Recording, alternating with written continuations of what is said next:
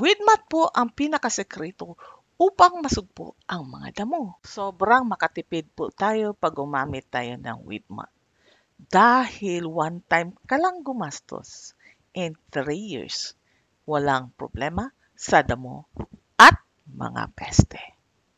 For this area, I only spent 32,500 kasi gumamit ako ng 5 rules sa size na 3 meters by 100 meters.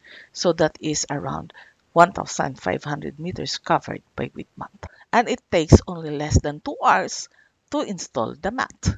Imagine previously, I spent 21,500 to clear this area. And it takes 3 weeks to do it. But after a month, bumalik na naman ang. So Weedmat is the real solution to farmers who pagdating sa damo.